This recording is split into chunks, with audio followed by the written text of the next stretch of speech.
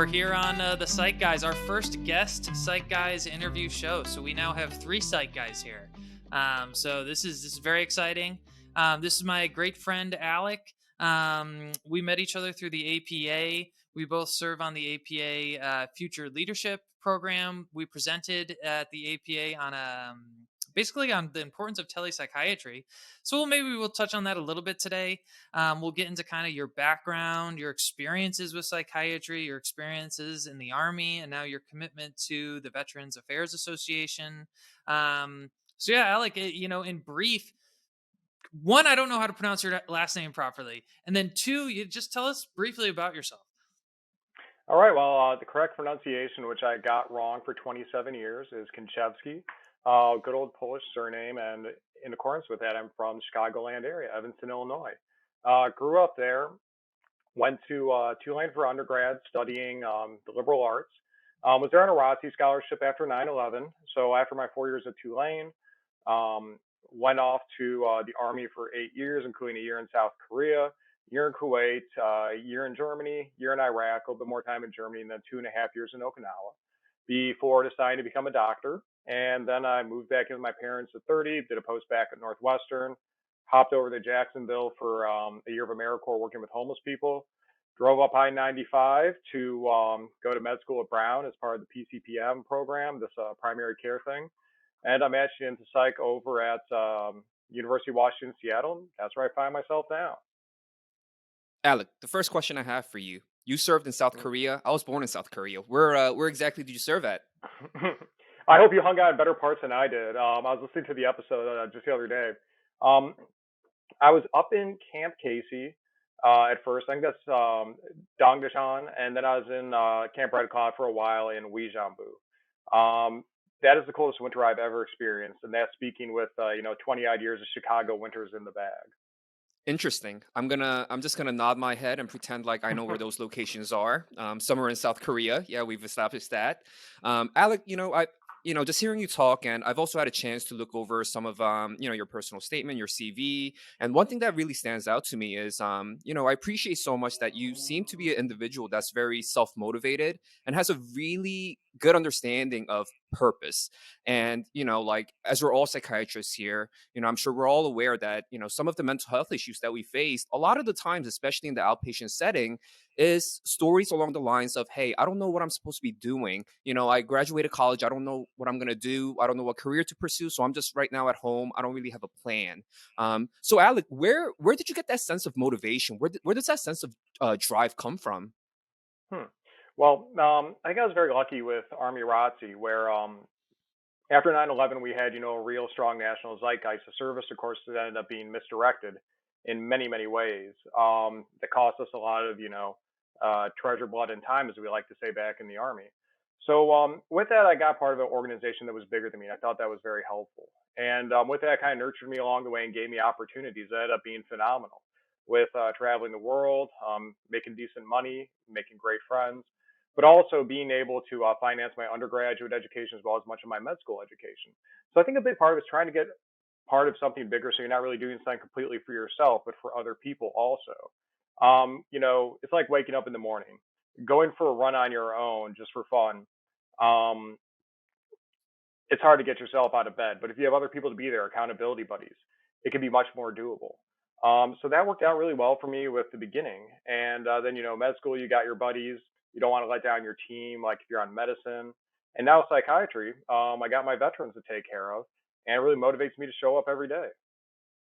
That's very interesting. So, those are some clear positive reasons, some of the things that contribute to the sense of purpose that I think is a really valuable asset. Something that I wish that a lot more people that I serve every single day can find like you have. But Alec, we both recognize that not everything's so handy dandy about the military, right? We know for sure that veterans, they, after they leave the service, they deal with higher rates of homelessness, higher rates of substance abuse, higher rates of depression, anxiety, and I know something you're very passionate about, PTSD. Can you speak a little bit about some of the downfalls or some of the negative aspects or challenges that you faced having this military background as a physician? Oh my. Um, Well, it's kind of interesting with the military. For me, it was a good experience, but I always remember, and I say that about anybody who kind of paints it with a rosy rear view mirror, is that we all got out for a reason. Something wasn't quite right. There were hardships, and looking back, it's like stresses that you wouldn't find in many other parts of American life. So, with being a veteran physician, kind of one of the interesting things has been, um, not want to use too much of the business words, but like countertransference and transference, my feelings towards the patient and theirs towards me. And there's kind of this weird dynamic that can happen where, maybe I worked with computers in the Army. I'm talking to somebody who was like a Navy SEAL. You kind of get this weird hierarchy made a little bit between us that isn't necessarily still there. Or maybe I went to Iraq and they didn't. It's very interesting with the PTSD patients I've been treating. Most of them never went overseas. When normally you'd be expecting it was somebody who was like, in combat, something terrible happened, etc. So with this has been a lot of like expectations between me and the patient that have been kind of a little bit off sometimes, or I guess unique. And for my situation, it's especially different because I know they're a veteran. They don't necessarily know that I am, unless if I decide to self-divulge. And of course, talking about our private life, with our patients is a giant issue or a real hot topic. So it gets very interesting with these dynamics for me. So that makes it a little bit, almost like playing 3D chess in some ways versus normal 2D. Alec, you said that most people dealing with PTSD have never been deployed. So, wow, that is, I mean, that just kind of blew my mind. I think I was under the mindset that, when you think about PTSD, especially as it relates to military service, it's somebody that's, that was deployed, went overseas at a young age and saw hand to hand combat. And, they witnessed death, maybe explosions, all these terrific, horrific things that we associate with war and, even to a larger extent, a military experience. So can you help me to understand how, somebody who's never been deployed can potentially deal with PTSD? hmm Well, it's interesting that PTSD can be a number of things. I came in with the same assumption, um, but it can come from all kinds of things, like an abusive relationship. It's kind of wild now with within the military EMR. There's all the like different check boxes for what kind of disability somebody may be having, and it's stuff like like exposure to chemicals, PTSD. But one that's there for everybody and isn't necessarily checked is MST, and I was like, what the heck's MST? Military sexual trauma. The amount of sexual assault that goes on in the military, it's one of the things that when during my last 2 years when I was in charge of my unit, um, was a very hot topic thing in the military, and for good reason. So there's a lot of sexual assault survivors, and kind of like whatever variety you can think of with it. But also there's things with PTSD, such as like I had an incredibly mean drill sergeant. I have one patient whose unit was extremely homophobic to him. Mind you, this was all stateside. He got diagnosed with PTSD. So it's interesting where like I walked in with one preconception and it was totally different. And it's something that I continue to be a little bit amazed about. And maybe a statistic that's a little bit helpful too is in the military, only one out of every six people is in a job that would be a trigger puller. So somebody who is, their job is firing a weapon, infantry, artillery, special forces, etc. However, in peacetime, um, nobody's actually pulling that trigger with somebody else there or having something shot back at them. So we're kind of in a unique place with the military. We have this generation of vets, my cohort, who were in a situation where they got things lobbed at them, shot at them, and sometimes shot back. But now we're returning to people who are coming out younger who didn't necessarily have the same experiences. Right. So, Alec, it was very interesting for me when you were starting to touch upon like disclosure. You said how, like, of course, I know the patient is a veteran, like, duh, but the patient doesn't always know I'm a veteran. So I always like to discuss a lot about disclosure. So, for the listeners who don't know, I live with bipolar disorder. Um, and I've been able to use disclosure as a strength, but I would be lying if it always was a strength. There's been times where it's definitely blown up on my face, and perhaps I disclosed in ways that weren't necessarily helpful for the patient. Perhaps I over disclosed. I'm still learning how to disclose in the best, most professional manner that always benefits the patient. So I'm curious, like, I assume that, okay, as a veteran, that's not something that has the same sort of cloak of shame that like being potentially like a person with bipolar disorder or other mental illness or whatever. So has disclosing really ever blown up in your face in that same manner? Or have you run into any issues like that? One time, funny enough, it was with my first therapy patient. He was a PTSD guy and never actually talked about what the PTSD was from, except I knew it was somehow in Kuwait, but he was never in a combat role, and I have assumptions. But nonetheless, he was very angry. It was a telepsych visit, which kind of created, the interest in how we met on our collaboration about telepsych. And within things were really going off, he was getting very angry, activated, driving a car. And I'm like, okay, this is my first therapy patient. It's like, let me, divulge that I was in the military also, and that I may know some of these places he does, or have some similar experience. So the idea was to try and build a bond, but it backfired. Number one, because he didn't get any less angry. But also, it's like, okay, well, I was an officer. He was enlisted. He was in the Air Force. I was in the Army. But something that I didn't think about that my supervisor brought up later was, where are we after the military? His job, wasn't doing so great. Recently been homeless, and I'm a doctor with an Ivy League degree. It's kind of like, so we both kind of, even if we did have some kind of similar baseline, and even just fleeting, because you got to remember, while we're both veterans, it's also an organization that has 2 million people at any time. How much do you really have in common? So it lulled me into a little bit of a false sense of us having something in common, and it blew back as being we have nothing in common, and look how better your path has turned out than mine. So there have been other times it's worked out well, but it's like such a high risk maneuver that normally I kind of like pump the brakes on it a little bit until I have a good relationship built with the person already. Interesting, interesting. Yeah, that's surprising. I guess I didn't really anticipate that. I just always assumed, you, Alec, with your experiences, would always have such a leg up. Like I was actually talking to June ahead of this episode about the question that I was going to pose you. So, I'm currently in my VA rotation right now. I'm coming up on finishing month 3. Um, and I can actually say it's probably been one of my favorite rotations thus far of residency. I'm coming up at the end of my second year.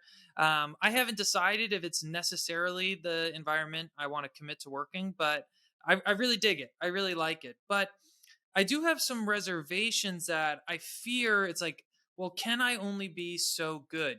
I'm a person that has never served in the military. I'm a civilian.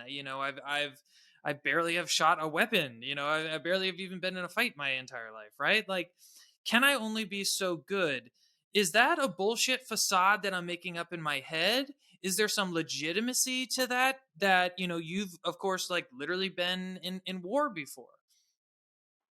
Man, I think that's the facade you're making up, bro. And you know how it is in medicine. We're always trying to find ways to handicap ourselves or knock ourselves down. And honestly, the people who aren't are the ones that we should be really scared of. So with that, I think it's kind of a made up thing because I know I got my care at the VA during med school because I was broke. Now I make too much for it, although I'd love to go back. And it was always like I didn't care if my provider was a veteran or not. I just want the best advice I can get. So I mean, maybe I could temper that back to you, being like, well, what if this veteran's an asshole who's the doctor for this person versus me, who's a caring individual? How do things really measure out in that situation? So I would say don't go and handicap yourself too heavily with that, if at all. I think that's great advice, and it's I'll definitely consider that moving forward when I, make my career decisions. Because yeah, just I guess so the listener is aware, you've already basically committed what, 4 years at least of your post residency work experience to the VA? Yeah, without getting too much into the numbers, they made me a good old deal you can't refuse, and it's open to all people in psychiatry. Of they'll give a lot of money for debt as long as you promise future employment. So for me, it's kind of nice to have some certainty as a resident, saying like, okay, I know where I'm going to get a job, some idea what the numbers are going to look like. But also, okay, I can sit here at the Seattle VA and be like, hey guys, like I'm coming, like please have a job for me, and I couldn't be more excited about it. Alec, I'm just thinking back to that story that you shared about the patient, your first therapy patient, and, just extrapolating out, you guys have had, somewhat similar experiences, relatively speaking, so while in the military. However, you talked that, after the military service, you guys have vastly different external circumstances.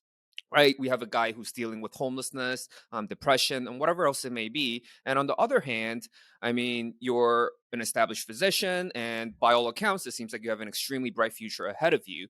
Now, when we're thinking about, the veterans that we have in our country, one of the things that's very commonly talked about is substance abuse, suicide rates, PTSD. Alec, can you speak a little bit about what do you think it was about you or your unique experiences that helped you come out and have an incredible future ahead of you, whereas so many other people that go through the same system are now in a dire situation? Hmm.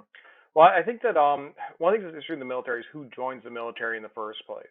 I was in a place where I was, coming from a pretty nice background in Evanston, and then going to a pretty nice undergrad school.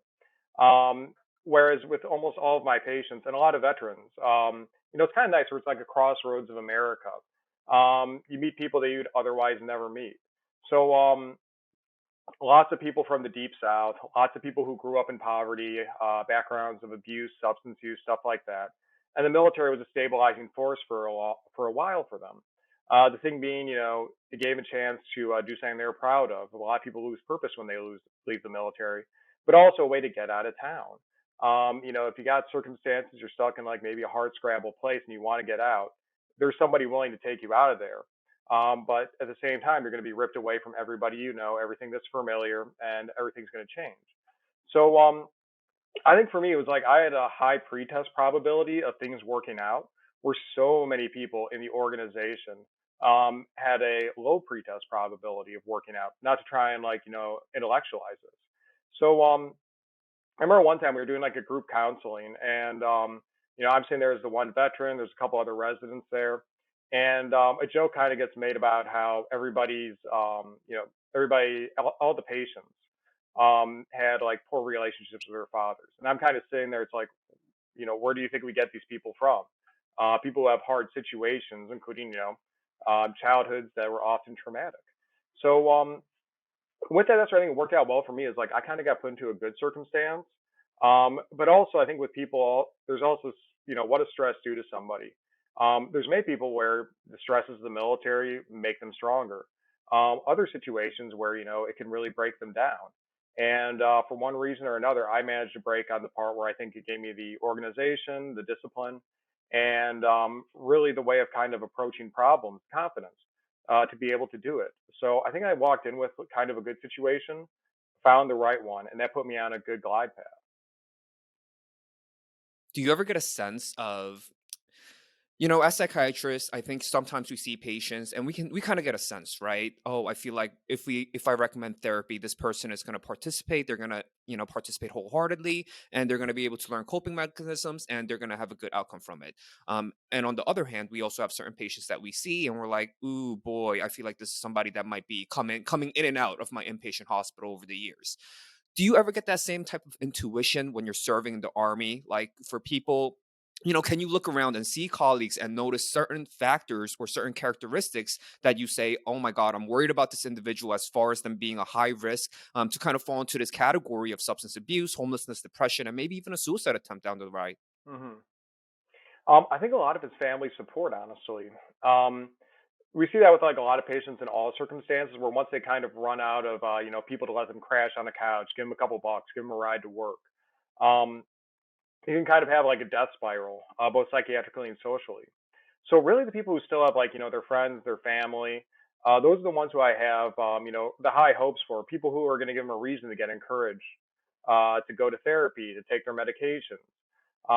So it kind of gets back to the thing that like the Surgeon General was talking about, with loneliness being the big problem that we have in America, in public health, how there's an emergency with it. And I really think that when somebody has other people to care about, people that also care about them, so they feel some worth, they're going to be more involved with care. That's a big thing. Also, just like kind of insight into substance use, and I think we see that with all patients, where it's like, okay, maybe my drinking's a problem, I should do something about it. It's going to have a better outcome than, oh, my drinking's perfectly normal. Although I'm blacking out every night and I have several injuries because of it. So those are two things I think really are kind of markers that I look for with my patients. So the family support and then insight into like, hey, is this a problem, whether it's substances or otherwise? Alec, when you talk about loneliness and, the Surgeon General mentioning loneliness as potential contributing factors to all these negative outcomes, and maybe this is somewhere where I need you to educate me because I am for sure a little bit ignorant, having never served in the Army in the past. I mean, none of my family members have ever served in the military, so this is a world I'm completely unfamiliar with outside of my rotations at the VA. And during my time at the VA, a lot of the times, a very common story I would hear is for somebody that's 20, 30 years out of army life, they still tell me like, hey, I just talked to my buddy, that we served together, that we were deployed together, and here we are 30 years later. That's still my brother. That's still one of the closest confidants that I have. So maybe loneliness wasn't the first word that I would really, intuitively associate with having with a veteran. In fact, when I think about veterans and some of the relationships that they have, the words that pop up into my head is, maybe intimate, because of the experiences that they've gone through, and it seems to, foster this unspoken relationship that I can't fully understand. Can you talk about some of that factor? Like, what is it about the military that allows for that brotherhood, that closeness of relationship? Um, I think maybe the best word that we could use between the ones we're describing is community. Um, so with that, for many people, including myself, like the military is the proudest thing we ever did. It's something where there's parades every year. We have several holidays for it. Nobody says you know thank you for being an undergrad. Thank you for your service. So I think it's time where people can be proud of it, and it's the times they like to look back at. And it's also for some people, it's like that may be the proudest moment of their life happened between the ages of 18 to 22. Where did they go from there? But then with the military, with their buddies, these are people who they shared that time with, or a unique period. Um, Funny enough, one of my army buddies, I was at his wedding in Charleston last weekend, and I just booked the trip to Hawaii for another army buddy's wedding in October. So like these bonds last because you shared a unique space and time that you associate with good things. I feel like, or if it's bad ones, somebody who cares about you and can understand. So I think there is like a part of being able to understand what's going on, at least having the context. And it's kind of fun because sometimes I'll start like slipping in these like little references when speaking with a VA patient. Um, to see if like it's almost like kind of like a little hint that like, hey, I know what's going on with you without overtly saying it. Because it kind of like I feel in some ways triggers memories of like, oh, I can be understood. Maybe not necessarily we have the same relationship or I do understand them, but with their friends they have those same things that they can go back to and takes them back to a place where maybe they were proud of something, they're doing something unique. Probably my best friend in the world. He was an infantry officer in Afghanistan, and he had a very, very tough combat deployment. And he still refers back to it as saying, "Oh, well, that was the time that was the coolest period of my life because I'm riding around Afghanistan, with a gun, and I'm watching out for my buddies, and we're doing cool stuff." Um, and it's kind of wild, where something where I would usually think this would be a traumatic experience, it's the one they said was the coolest point in his life, and of course, what happens the next 60 years. So I think it's having that unique space and time, the community, and also just like the ways of looking back to something that they were proud about. So, Alec, I kind of see you, at least I hope this is where your career goes, because, I have a lot of respect for you. I think you're a badass dude. Like maybe 30 years from now, hopefully 20 years, but whatever. I feel like you're going to be maybe head of the AP or the Veterans Affairs Psychiatry Division or something, right? Like I think that could be such a cool position for you. What changes, what policies would you want to implement to help the mental health of veterans? So it's something I'm really curious about, and I'm trying to figure out how to make it into a project at some point. And kind of my dream would be to be the person who kind of runs the VA, or at least has some way to impact my community when the next war happens, because eventually there's going to be one. There's never been a period of eternal peace. So it's like, hey, how can we fix this mess? And the part that really concerns me is what happens when somebody leaves the service and then goes to civilian life. Right now, it's pretty wild where it's just you get on an airplane one day with a uniform, the next day you get off it, and maybe you got some vacation, maybe you got some benefits left, but suddenly like your identity changes overnight. For me, when I left Okinawa, I'd already spent all my leave doing fun things in Japan, so I went from being Captain Kinczewski on the 31st of May to being Alec on June 1st, and with that, just all kinds of crazy stuff going from being the person who was in command of my unit, so the person who was in charge of about 90 people, and ultimately responsible for everything they did, whether work wise or getting in trouble with like the law and stuff, to being a guy in a post back struggling, asking my 16-year-old lab partner in accelerated general chemistry to help me and her saying no because she had to go play tag. So, what I would really be interested in is how do we bridge that? In the past, there were organizations like, the VFW, that was a big one. It's still there, but it's not, it's kind of generally seen as an older people thing, or the American Legion, or, things like an entire community would go to war and then come back, like, say World War II. So I would be so curious, say, how do we kind of keep that continuity of you're still part of the family? You haven't been cast out, because it gets back to the whole thing of, you know, is somebody still watching out for me? Does somebody still care about me? So I would be so curious to say, hey, how do we have a better transition from being in the service to out of the service? I know mine, and I had the most comfortable of circumstances, leaving from being a very financially secure officer to moving in with my parents in my hometown with a whole new game set. What happens to the person who just, the military downsizes sometimes? Maybe they want to stay a part of it. How do we keep that person in touch with the system? Like just even registering for veteran benefits, it's not necessarily intuitive. It took me 2 years to do it. I didn't even realize I was eligible. It's like, is there a way we can just people like get people automatically, enrolled, to keep them in touch with the system? So for say they do need to go find a doctor or a psychiatrist, they're already in the system. There's one less step to do it. They already have like an EMR created. One thing they're working on now is trying to migrate the medical records from when people are in the military so that they're easier to access once they get out. But currently, it's very difficult. So I would want to find a way to make that handoff. We talk about handoffs in medicine all the time as being a very vulnerable period. How could we do better keeping people who are in the service in touch with the giant organization of the VA as they leave the service? I think we could fix a lot of heartache, loneliness, and really mental illness by doing that. Alec, how are those issues being handled with right now? Are there, for example, job placement services that's offered through the military? Is it? I know there's some like GI bill that helps fund higher education. What would you like to see being done? Would you say like we need to go more the way of getting our veterans into higher level of education? Would you like to see more job placements? And what is being done right now? Well, I remember from my experience, and of course, that was, gosh, um, about 8 years ago now. Yeah, we're coming up on the big date of me being out as long as I was in. Um, I think it'd be good to have like a navigator, just somebody who reaches out. And God knows enough veterans are going to be like, leave me the fuck alone. I'm done with you guys. Let me smoke some weed, put on 20 pounds and, just chill out for a bit. Um, a lot of us have lived that life happily, but somebody to at least reach out periodically to say like, hey, if you're interested to learn about more stuff, here's a phone number.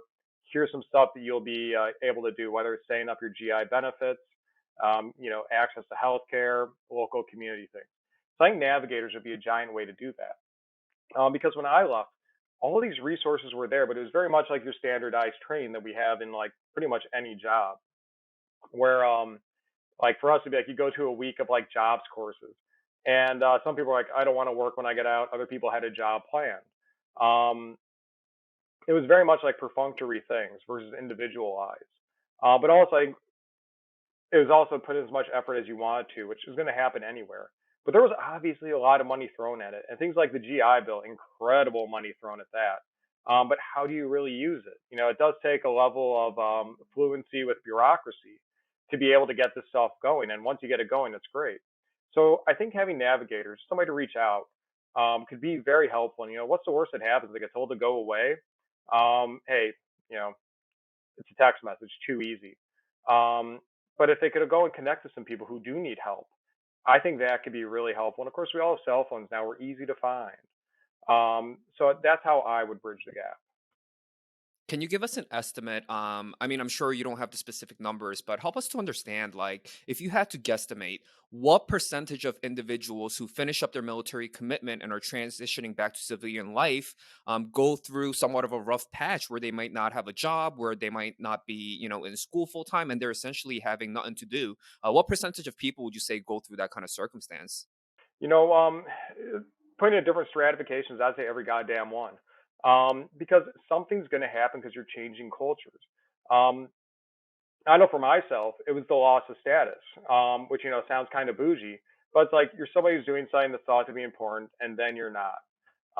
For say the 16-year-old lab partner who went to go play tag instead of helping the poor veteran who did not understand general chemistry.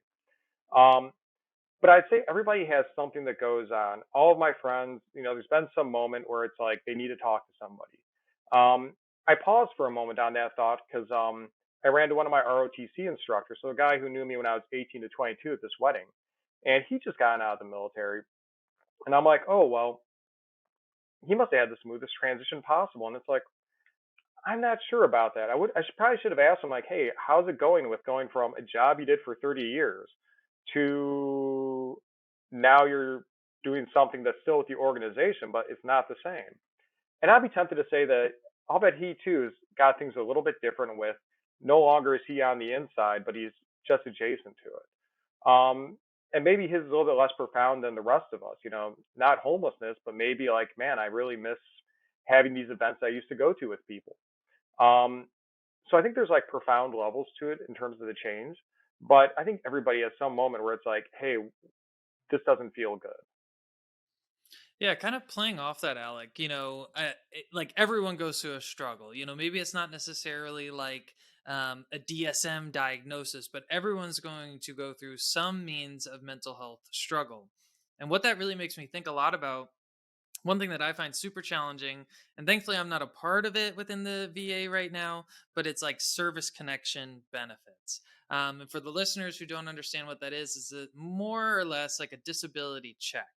And so we'll see veterans who are, it's like 70% service connected due to their PTSD, and they get X amount of money because of that disability. And look, PTSD absolutely can be debilitating, right? They can be prone to addiction issues, to not being able to work, to have adequate relationships. I get that. And but that being said, we also need to all acknowledge that sometimes these individuals, there's an incentive to being service connected. You get more money. So there is an incentive to potentially getting that label of PTSD. So are my patients sometimes lying to me about their symptoms? Are they sometimes saying, yeah, I'm taking that Zoloft? It's like, okay, yeah, but you haven't picked it up in 5 months. It's like, it creates this weird, awkward dynamic. So one thing, if I were head of the VA, that I would actually want to change is say, look, everybody is service connected for PTSD at this level, blah, blah, blah. Like, remove the incentive for being sick and getting that label, because I think that's so hard, because then sometimes people get pissed off if we actually help with their PTSD, their symptoms go away, and then potentially they lose some of that service connection. So I think it really creates this weird relationship between the physician and the patient. And that's one of my biggest complaints about the system as it exists now. Hmm. Yeah, like it's weird. I got out with no service connected PTS or service connection for anything. And I think rightfully so. That was the honest thing. Um, but I always kind of wish it's like I remember the guy who was processing us out was like, "Oh, you had to do like sit-ups for your PT test. How many times?" I'm sure you threw out your back somehow. And it's like, no, no, no, I'm good. And I had very much the mentality of like, hey, I walked into the military at 100%. My ass is walking out of here 100%. You took nothing from me. Um, and of course, that was a little bit of like, the defiance of leaving an organization after so many years. And of course, I was doing well. It's on my own terms. But I do think that it is interesting with gaming the system. I remember one time I was at an ex girlfriend's birthday party in Rhode Island, and like her uncle kind of pulls me aside into a bedroom. He's like, "Hey, here's the card of a social worker who can get you your disability like 10 years after the fact." And it was kind of like, man, that could be nice, but it's also, in my case, not applicable. Or my buddy who I'm gonna hang out with on Friday, he's like, man, I got my 40% disability, and that's kind of like the magic number. He's like, I'm gonna get my teeth fixed. Um, so it's kind of wild with it. In terms of disability being taken away, I don't think they can do that. So that's something that, like, if somebody brings it up, maybe kind of like asking them to explore a little bit with it. Or it's a way to build trust where it's like, hey, I still think you're 90% disabled. You're just treated for it. But it is a very weird and unique system.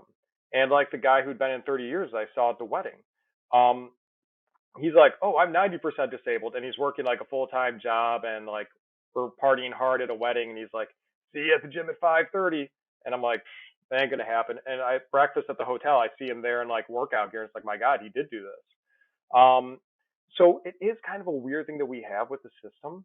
Like, how would I work it? Good God, I think that'd be beyond my idea of navigators. But it is a Well, unique I thing to guess the you got system. me to hire now, Alec, as your number two, your CFO or whatever. But hey, Yeah. man, so we're coming up on 36 minutes here, so maybe me and June each get to ask one more good question. June, I'll let you have the floor first. Mhm. All right, Alec, I'm going to bring you back to something that you talked about a little bit earlier on. You said that military sexual trauma is a major issue right now. Um, Educate me, Alex. Is that something? Because off the top of my head, I want to say that, my intuition is that this is something that affects majority of female recruits. Um, is there any truth to that? And the second question I have for you is, like, where are these, why is this such a big pervasive issue, and where are these assaults happening? Because when I think about a military base, I'm kind of picturing like barracks all next to each other. There's people everywhere, no real room for privacy. So are these incidents occurring like after hours when they go out into the community and are happening offsite? Like, can you shed a little bit more insight into that issue? Mhm.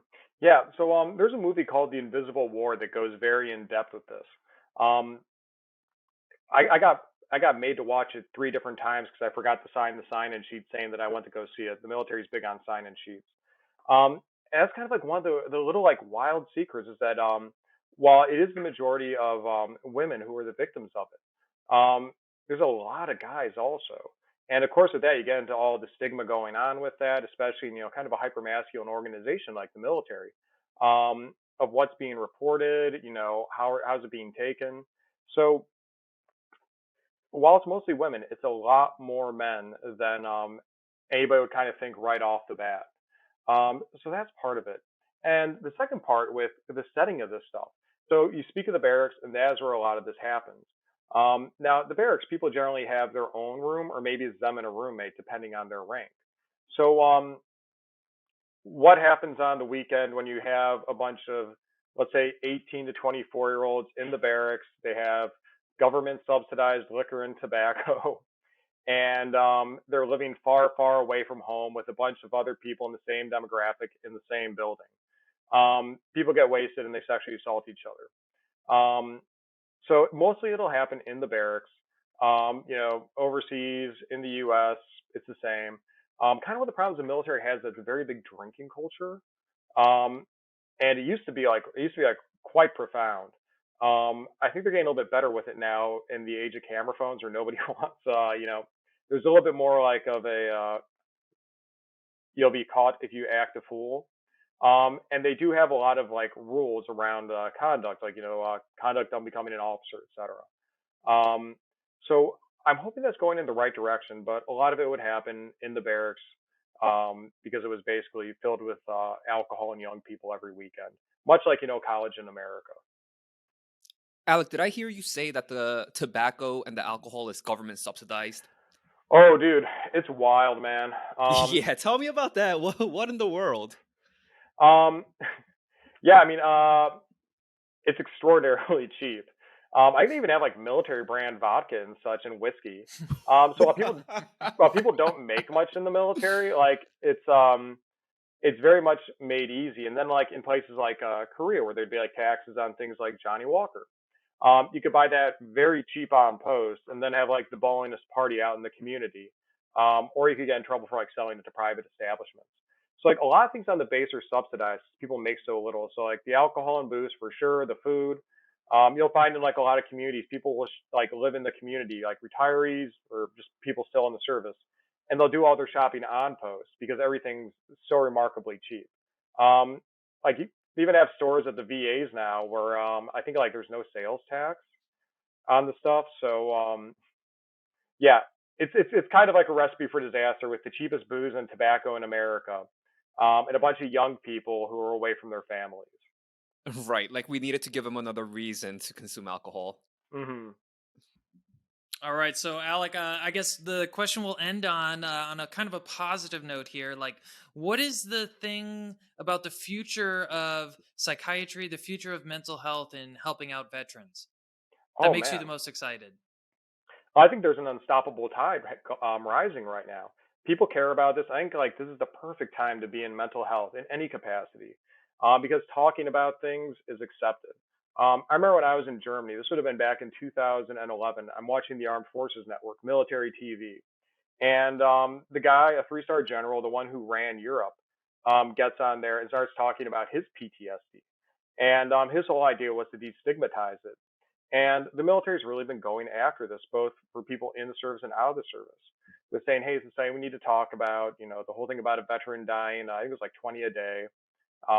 This is a statistic we always use. Is that I believe there is this like, kind of unstoppable momentum right now to address this. Additionally, the U.S. government, for all the problems it has funded the Veterans Affairs Organization extremely well. And with psych, we're kind of it's kind of interesting where you go to a lot of hospitals, and psych can kind of be like an also ran service because we don't make much money. But you go over to the VA and they're the biggest deal in town because nobody cares about how much money you make. The whole idea is to try and get the people better.